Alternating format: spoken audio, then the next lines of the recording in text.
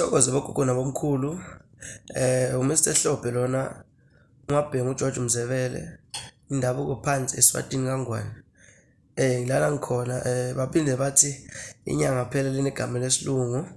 Bathi ngitopsama Dr. Topsama. Ngilala ngikhona Hlobo zenkosi. Hlobo zenkosi namhlanje ngiba umhla ka-3 December inyanga yokugcina onyakeni. President ukhulumile ngilala ngikhona Hlobo zenkosi. Ake sibhekeni kakhulukazi ngalesifo si-serious lesifo lesi. Kumanje kuney'ndawo lapho kumele ukuthi zivalwe. Ngifuna ukukhuluma kakhulu ke ngabantu base-PE. Hlobo zenkosi kuyafika manje. Sayaphi isintu sethu? Asiphuzeni izimbiza.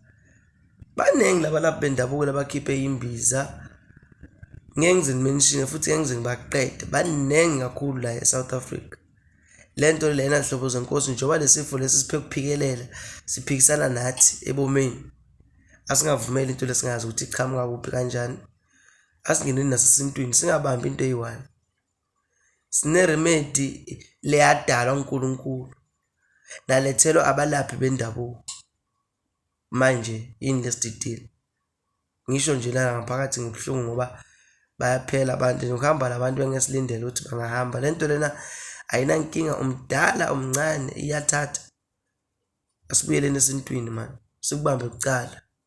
Kuzosisiza lokho kakhulu. Phelile manje unyaka silwa nento eyodwa. KuseKapa la ngikhona, Mr Hlophe. La ngikhona ngiyahlola ngenza konke. Kufana nosemshedlozini.